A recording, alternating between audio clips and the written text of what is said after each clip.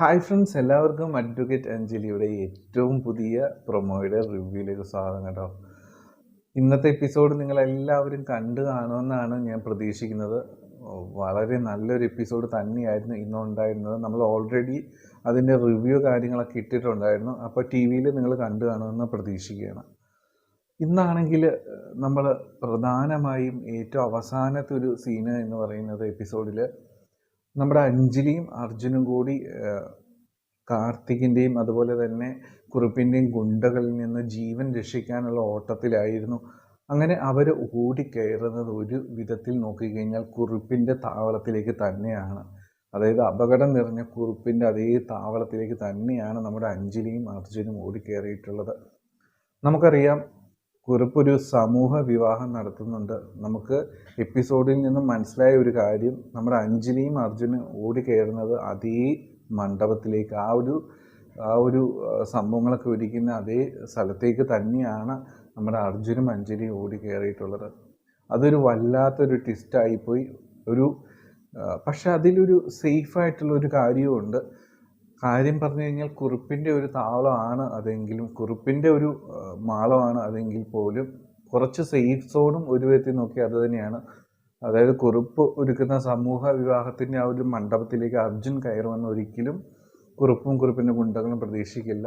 പക്ഷേ എങ്കിലും ഇന്ന് നമ്മൾ നോക്കുകയാണെങ്കിൽ അവിടെ അർജുനും അഞ്ജലിയും കയറുമ്പോൾ അവരുടെ പുറകെ ഗുണ്ടകളും എത്തിയിട്ടുണ്ടായിരുന്നു. എന്താണെങ്കിലും നമുക്ക് ഇന്ന് വന്ന പ്രൊമോയുടെ റിവ്യൂയിലേക്ക് പോകാം. നമ്മൾ ഇന്ന് വന്ന പ്രൊമോയിൽ ആദ്യം തന്നെ കാണുന്നത് അഞ്ജലിയും അർജുനും കൂടി ആ മണ്ഡപത്തിനുള്ളിൽ ഇങ്ങനെ ആ സംഭവത്തിൻ്റെ ആ സ്റ്റേഡിയത്തിനുള്ളിൽ ഇങ്ങനെ കറങ്ങി നടക്കുകയാണ്. എവിടെ പോയി ഒളിക്കും, ഒരു രക്ഷയില്ല, ഗുണ്ടകളുടെ കണ്ണിൽ പെടരുത്, പെട്ട് കഴിഞ്ഞാൽ തീർന്നു പോകും. അതുകൊണ്ട് ഇങ്ങനെ അവരിങ്ങനെ കറങ്ങി നടക്കുന്ന ഒരു അവസ്ഥയിൽ ഈ സംഭവങ്ങളൊക്കെ സംഘാടകരെല്ലാം ആ ഒരു സമയത്ത് അവിടെ ഉണ്ടെന്ന് നമുക്ക് പ്രൊമോയിൽ കാണാം. അപ്പോൾ അവർ നോക്കുമ്പോൾ നമുക്കറിയാം അർജുൻ ഓൾറെഡി ഒരു വരൻ്റെ വേഷത്തിലായിരുന്നു ഉണ്ടായിരുന്നത്. കാരണം കാവ്യയുടെ കഴുത്തിൽ താലി കെട്ടുവാൻ വേണ്ടിയിട്ട് നമ്മുടെ അർജുൻ ഓൾറെഡി അണിയിച്ചൊരുക്കിയിരുന്നു. അപ്പോൾ അർജുൻ ആ ഒരു വേഷത്തിലാണ് ഉള്ളത്. അപ്പോൾ സംഘാടകർ നോക്കുമ്പോൾ അതൊരു ചെറുക്കനാകാൻ നിൽക്കുന്നു. അപ്പോൾ അവർ തെറ്റിദ്ധരിക്കുകയാണ് അവിടെ വെച്ച്. അതായത് ഈ സമൂഹ വിവാഹത്തിൽ പങ്കെടുക്കാൻ വന്നിരിക്കുന്ന ഒരു വരനാണ് നമ്മുടെ അർജുൻ എന്ന് അവരെല്ലാവരും തെറ്റിദ്ധരിക്കുന്ന ഒരു സീനാണ് നമ്മൾ ആദ്യം തന്നെ കാണുന്നത്. അപ്പോൾ അവർ തെറ്റിദ്ധരിക്കും. അപ്പോൾ അർജുനോട് വന്ന് ചോദിക്കും, എന്താണ് താനിവിടെ നടക്കുന്നത്, സമയം പോയത് കണ്ടില്ലേ, മുഹൂർത്തത്തിന് സമയം ആകാറായി, ഇതുവരെ ഒരുങ്ങിയില്ലേ? കാരണം അവർ നോക്കുമ്പോൾ അഞ്ജലിയും കൂടെയുണ്ട്, പക്ഷെ അഞ്ജലിയാണ് ഒന്നും ഒരുങ്ങിയിട്ടില്ല, എന്നാൽ നമ്മുടെ അർജുനാണ് ഒരുങ്ങിയിട്ടുണ്ട്. അപ്പോൾ ഉറപ്പായിട്ടും അവർ തെറ്റിദ്ധരിക്കുകയാണ് ഇത് സമൂഹ വിവാഹത്തിൽ പങ്കെടുക്കാൻ വന്നിരിക്കുന്ന ഒരു ചെറുക്കനും ഒരു പെണ്ണുമാണ്, പക്ഷെ പെണ്ണാണ് ഒരുങ്ങിയിട്ടില്ല. അപ്പോൾ അവർ പറയാണ് സമയം പോയി വേഗം ഒരുങ്ങാൻ നോക്ക് എന്ന് പറയുകയാണ്. അപ്പോൾ അവരങ്ങനെ പറയുമ്പോൾ നമ്മുടെ അർജുനും അഞ്ജലി പെട്ടെന്ന് ഞെട്ടിപ്പോവും. ഇവരെന്താണ് ഇങ്ങനെ പറയുന്നതെന്ന് വിചാരിക്കും. അപ്പോഴാണ് നമ്മുടെ അർജുന് കുറച്ച് അതിനെപ്പറ്റി തിങ്ക് ചെയ്തുകൊണ്ട് ഇങ്ങനെ നിൽക്കുന്നത് നമുക്ക് കാണാം. അപ്പോൾ അർജുൻ മനസ്സിൽ വിചാരിക്കും, അതായത് താൻ മനസ്സിൽ കണ്ട കാര്യം ഇപ്പോൾ നടത്താനായിട്ട് പറ്റിയൊരു അവസരം വന്നിരിക്കുകയാണ്. അതായത് അഞ്ജലിയുടെ കഴുത്തിൽ താലി കെട്ടാനായിട്ട് ഇപ്പോൾ പറ്റിയൊരു അവസരം വന്നിരിക്കുകയാണ്. ഇത് തന്നെയാണ് ഏറ്റവും നല്ല ഒരു മുഹൂർത്തം എന്ന് നമ്മുടെ അർജുൻ മനസ്സിലാക്കുകയാണ്. ഇപ്പോൾ ഏറ്റവും സേഫ് ആയിട്ടുള്ള ഒരു സോണുമാണ്. അത് മാത്രമല്ല, പിന്നീട് ഒരിക്കലും ഇങ്ങനൊരു അവസരം നമ്മുടെ അർജുൻ ഉണ്ടാകാനായിട്ട് പോകുന്നില്ല. ഒരിക്കലും രാഘവനിയുടെ സമ്മതത്തോടെ ഒരിക്കലും നടക്കാൻ പോകുന്നില്ല അഞ്ജലിയുടെ കഴുത്തിൽ താലി കെട്ടാനായിട്ട്. ഇപ്പോഴിത് നടക്കുകയാണെങ്കിൽ സംഭവം നടക്കും. കാരണം സമൂഹ വിവാഹമാണ്. അത് നടന്നു കഴിഞ്ഞാൽ ഇപ്പോൾ എല്ലാ രീതിയിലും ഒഫീഷ്യലായിട്ടും എല്ലാ രീതിയിലും കാര്യങ്ങൾ നടക്കും എന്ന് അർജുൻ അറിയാം. അപ്പോൾ ഇത് പറ്റിയൊരു അവസരമാണെന്ന് അർജുൻ മനസ്സിലാക്കും. അങ്ങനെ അർജുൻ ഇതിന് മാനസികമായിട്ട് റെഡിയാകുകയാണ്. അങ്ങനെ അഞ്ജലിയോടും കാര്യങ്ങളൊക്കെ പറഞ്ഞ് മനസ്സിലാക്കുമെന്ന് പ്രൊമോയിൽ നമുക്ക് വളരെ വ്യക്തമാണ്. അങ്ങനെ അഞ്ജലിയും കൂട്ടി ഒരുങ്ങാനായിട്ട് അർജുൻ പോകും. അങ്ങനെ അഞ്ജലി ഒരു മണവാട്ടിയായിട്ട് അണിഞ്ഞ് ഒരുങ്ങി വരികയാണ്. ഒരു വിധത്തിൽ നോക്കിക്കഴിഞ്ഞാൽ കുറുപ്പിന് ദൈവമായിട്ട് കൊടുത്തൊരു തിരിച്ചടി തന്നെയാണ് അർജുൻ അഞ്ജലി വിവാഹം എന്നുള്ളത്. അതും കുറുപ്പൊരുക്കിയ അതേ മണ്ഡപത്തിൽ തന്നെ അത് വെച്ച് നടക്കുമ്പോൾ ഒരു മധുര പ്രതികാരമായിട്ട് ദൈവം കൊടുത്തൊരു പ്രതികാരം, അല്ലെങ്കിൽ ദൈവമായിട്ട് കുറുപ്പിന് കൊടുത്തൊരു തിരിച്ചടി എന്ന് പറയാം.